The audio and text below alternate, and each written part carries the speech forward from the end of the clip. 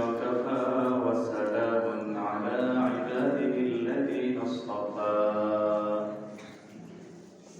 أما بعد فأعوذ بالله من الشيطان الرجيم بسم الله الرحمن الرحيم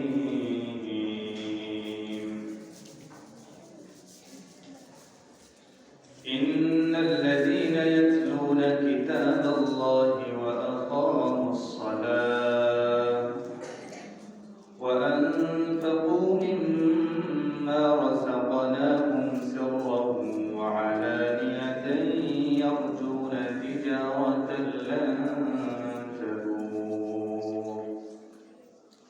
وقال تعالى في كلامه المجيد والفرقانه الحميد اتل ما أوحي إليك من الكتاب وأقم الصلاة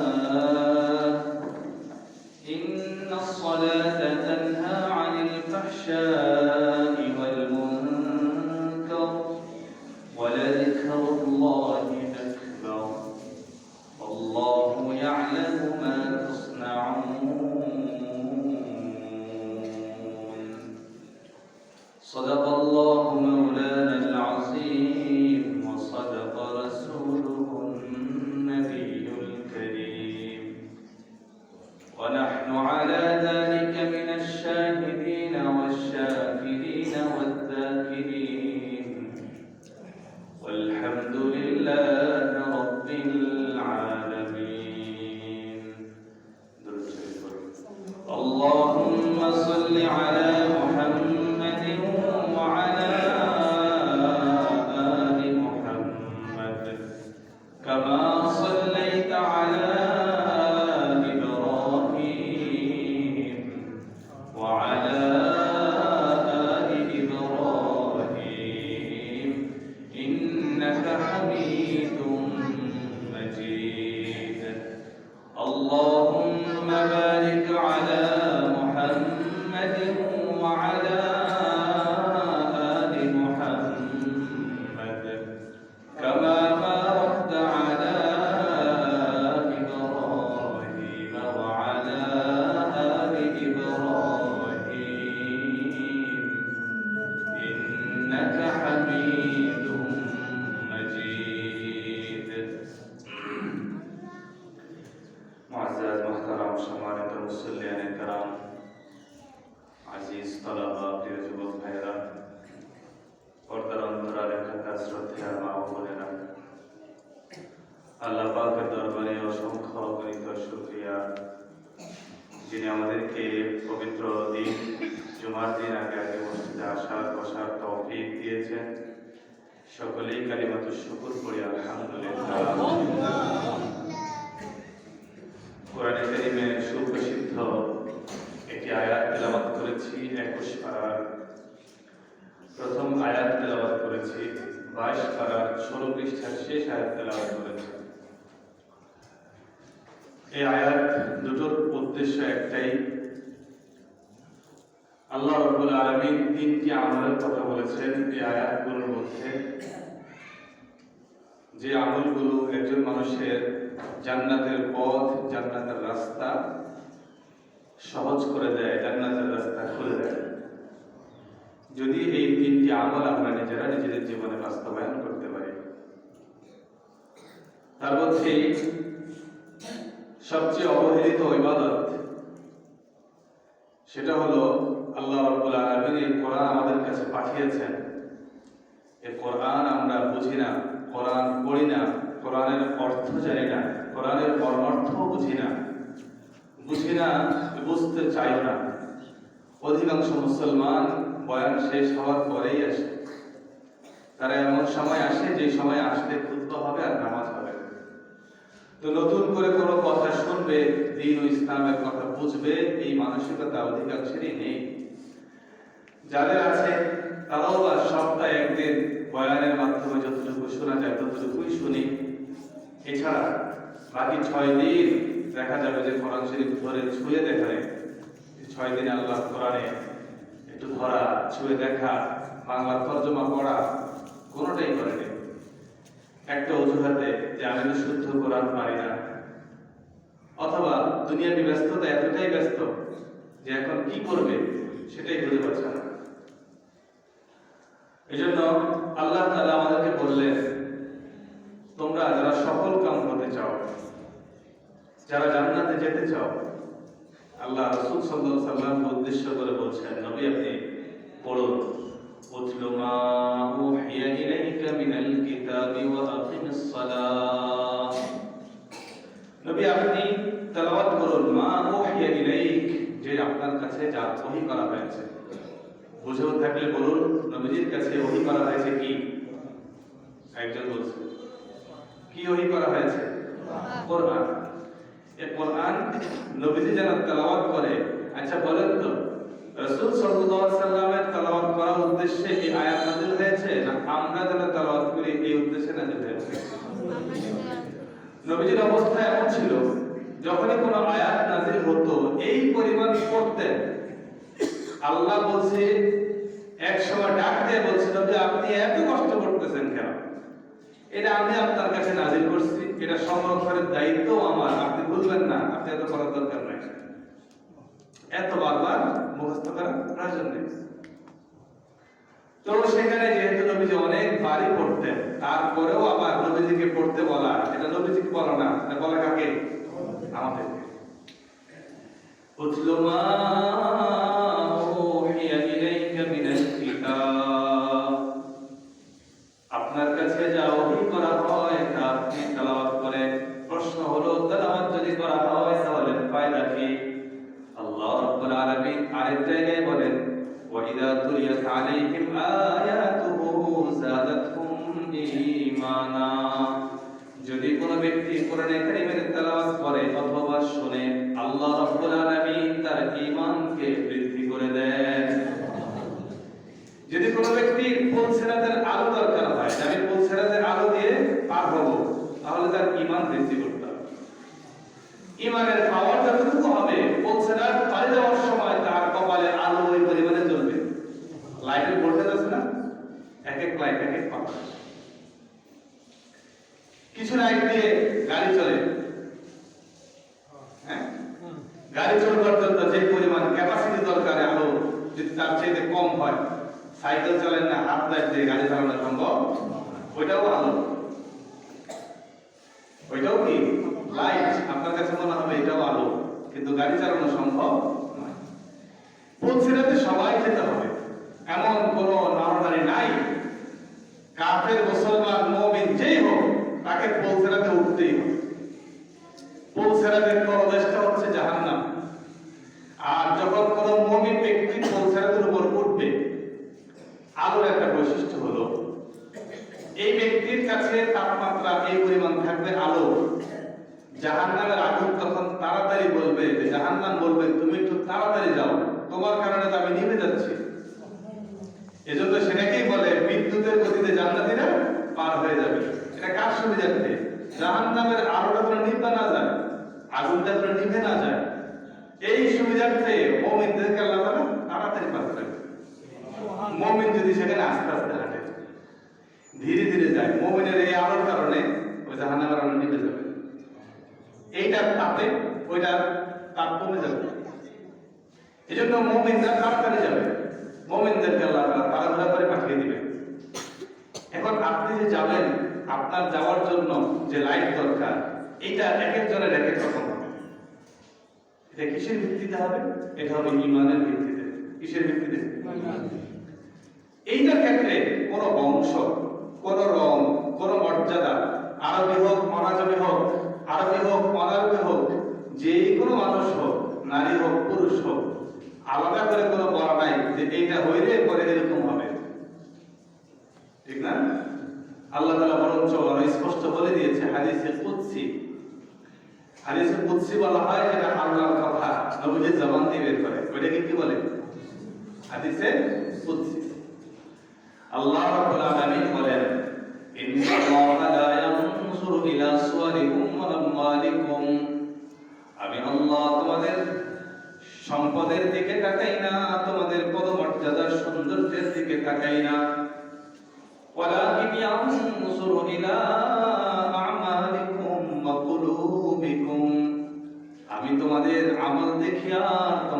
অন্তর দেখি। কি দেখে? অন্তরা। লোকমান হাকিম উনি ছিলেন একজন গোলাম। কি ছিলেন? গোলাম ছিলেন, কালো গোলাম ছিল। আপনারা জানেন গোলাম মানে হচ্ছে মালিক যা বলবে তাই করতে হবে, এক বিন্দু পরিমাণে দৃষ্টি করার কোনো সুযোগ নাই। শরীয়তে তাদের বিধান ভিন্ন রকম। একজন স্বাধীন মানুষ আর একজন গোলামের মধ্যে শরীয়তের বিধানগত পার্থক্য রয়েছে। এবার লোকমান হাকিমের মনিব তাকে বলতেছে, যাও একটা খাসি জবাই করো। জবাই করার পর তার মধ্যে সবচেয়ে দামি দুইটা অঙ্গ, সবচেয়ে দামি গোশতগুলো আমার কাছে নিয়ে আসো। লোকমান হাকিম গেলেন, যাওয়ার পর জিহ্বাটা কাটলেন আর কলিজা কাটলেন। দুটো জিনিস কাটার পর মনিবের সামনে এনে দিলেন।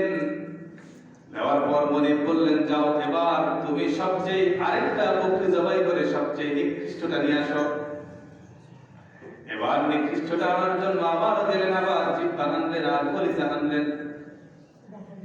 এবার বললেন, ভালোটা আনতে বললাম তাও জিহ্বা কলিজা আনলা, খারাপটা আনতে বললাম তাও জিহ্বা কলিজা আনলা, ব্যাপারটা কি? বলে, শুনেন মনিব, জিহ্বা আর কলিজা যার সুন্দর তার আখিরাত সুন্দর, জিহ্বা আর কলিজা যার খারাপ তার আখিরাত খারাপ। এই দুইটা ভালো হলেই সব। এজন্য আল্লাহ রাব্বুল আলামিন এই জবানের মধ্যে যতগুলো শব্দ আমরা উল্লেখ করি তার মধ্যে সবচেয়ে দামি শব্দের নাম আল্লাহ।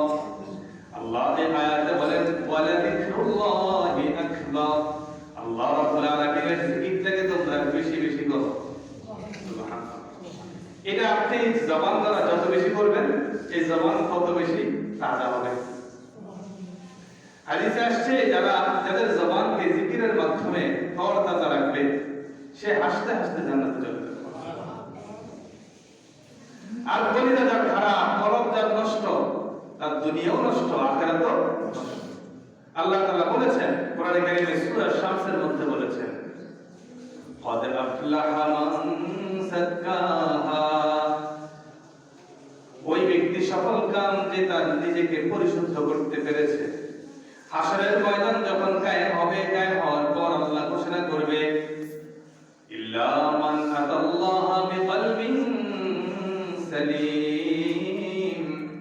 যাও কলবে সালিম, সুস্থ অন্তরের মালিক যারা যারা আছো তোমরা আলাদা করে হাসতে হাসতে জান্নাতে চলে যাও। এই কলব যার ভালো, আখিরাত ভালো। রাসূল আকরাম সাল্লাল্লাহু আলাইহি ওয়াসাল্লাম বলেছেন, প্রত্যেক মানুষের দেহে একটি অঙ্গ আছে, একটি গোশতের টুকরা আছে।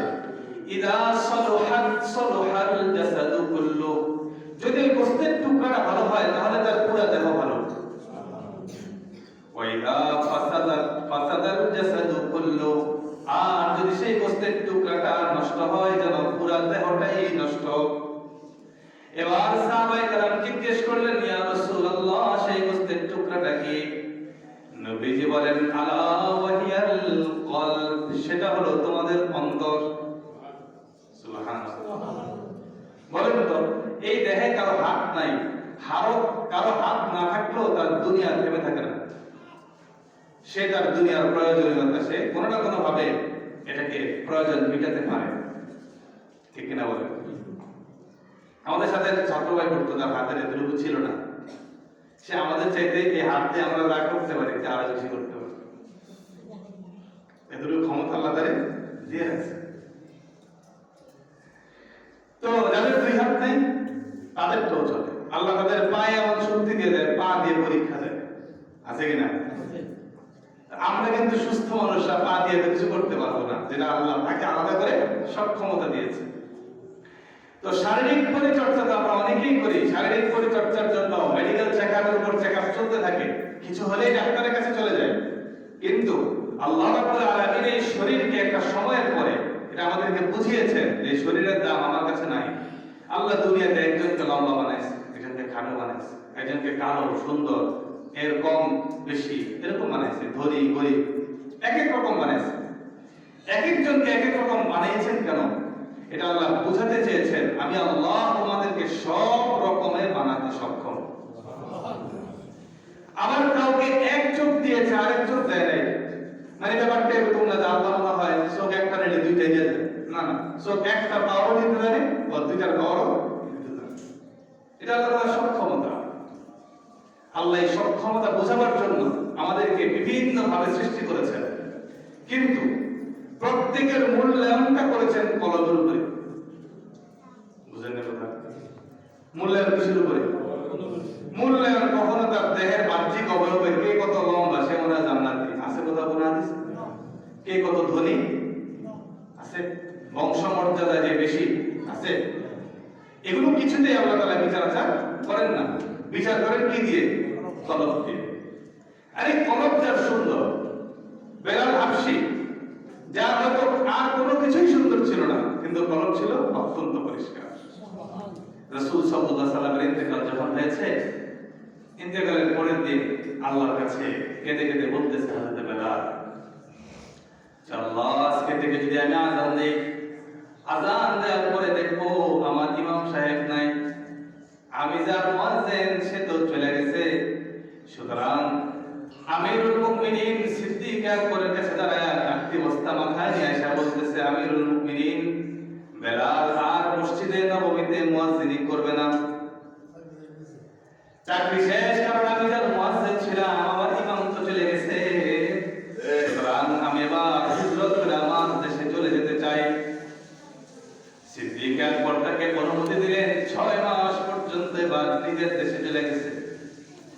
6 মাস পরে এবার স্বপ্ন যোগে রাসূল আকরাম সাল্লাল্লাহু আলাইহি ওয়াসাল্লাম হযরত বেলালকে ডেকে বললেন, বেলাল অনেক দিন হলো তুমি আমার রওজার পাশে আসো না, কি এমন হলো 6 মাস পর্যন্ত তুমি আমার কাছে আসলে না, অথচ তোমাকে কত মায়া করে যত্ন করে আমি মুহাম্মদুর রাসূলুল্লাহ নিজের সাথে রাখছিলাম, তোমার দাম এত বেড়েছে, আমি মেরাজের রাত্রিতে আরশে আজিমে তোমার পদচিহ্ন শুনতে পেয়েছিলাম, আসো আসো তুমি আমার কাছে আসো, আমার রওজার কাছে আসো, আমাকে দেখে যাও। 6 মাস পরে হযরত বেলাল মদিনায় ঢুকলেন। ঢোকার পর যখন মসজিদে নববীর দরজায় ঢুকছেন, সব ছোট বাচ্চারা এসে দৌড়ায় বলতেছে বেলাল আসছে, সুবহানাল্লাহ। হযরত বেলাল আসার পরে এবার সবাই তাকে অনুরোধ করলেন, আপনি আযান দেন। উনি বলেন, আমি আযান দেব না, কারণ মুয়াজ্জিন ওনাকে বলা হয় মুয়াজ্জিনুর রাসূল সাল্লাল্লাহু আলাইহি ওয়াসাল্লাম, তিনি ছিলেন রাসূল সাল্লাল্লাহু আলাইহি ওয়াসাল্লামের মুয়াজ্জিন। তাহলে আমার ইমাম সাহেব তো চলে গেছে, আমি এখন আযান দিলে আমার আযানের ইমাম হবে আবু বকর সিদ্দিক রাদিয়াল্লাহু আনহু। তো সিদ্দিক আকবর বলার পরে তিনি আযান দিয়েছেন। দেখেন মহাব্বতটা দেখেন, ওনারা ওনাদের জীবনের ওনার কলবটার অবস্থাটা বুঝেন। রাসূল সাল্লাল্লাহু আলাইহি ওয়াসাল্লামের ইন্তেকাল হয়েছে বলে এই বেদনায় উনি মদিনার শহরে হাঁটবে আর চিন্তা করবে, আমি যে রাস্তায় নবীর সাথে অনেক হাঁটছিলাম, এই চিন্তার করে মাথায় না আসে, এগুলো দূরে চলে গেছে, অভিমান করে, কষ্টে।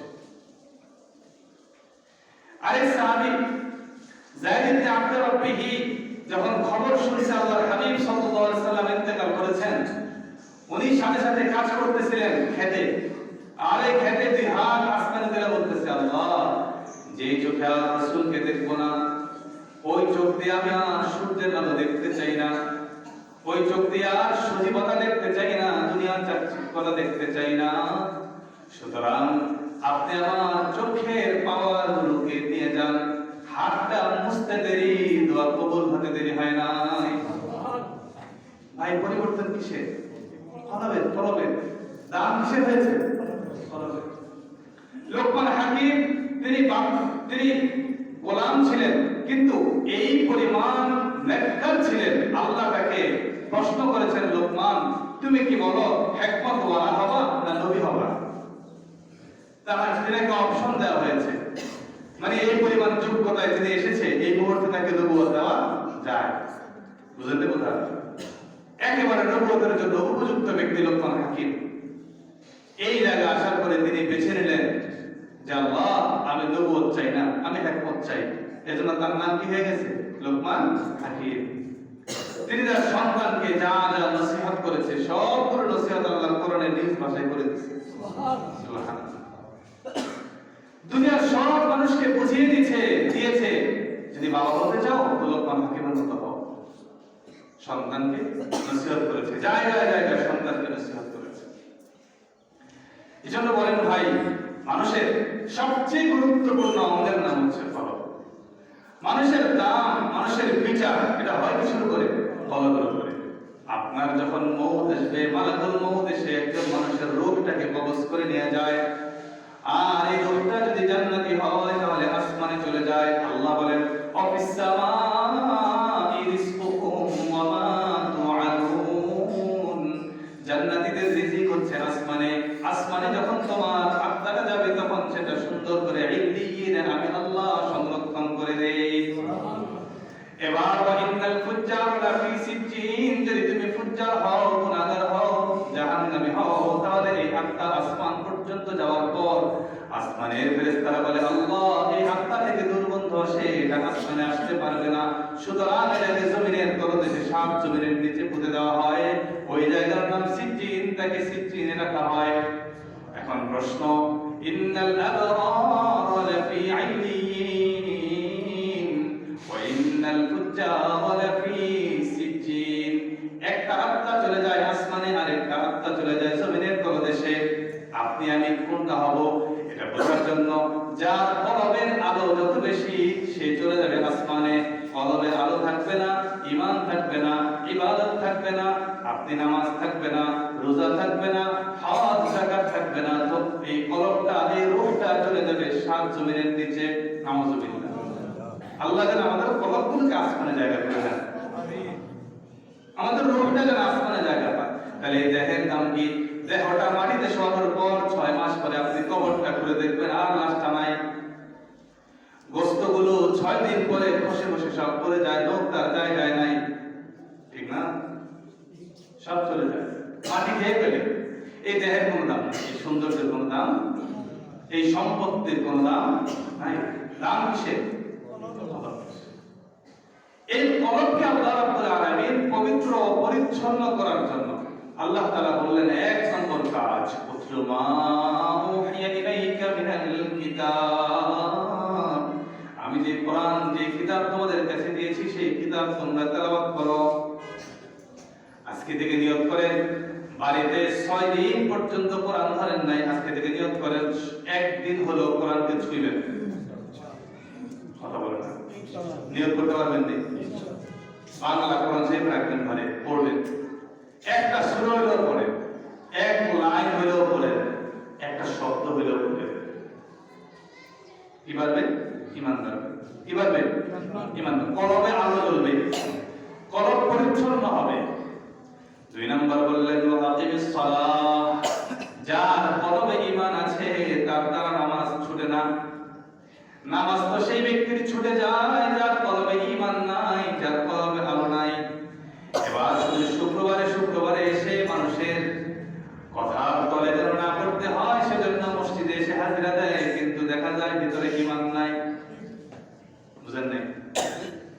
যদি কোনো ব্যক্তি তার কলবে আলো জেলে নামাজ পড়তে পারে, ফায়দা কি? আল্লাহ বলেন ইন্নাস সালাতা তানহা আনিল ফাহশাই ওয়াল মুনকার, ওই নামাজ যেটা তোমার ঈমানের সাথে হয়েছে সেটা তোমাকে গুনাহ এবং কবিরা গুনাহ থেকে তোমাকে বাঁচিয়ে রাখবে।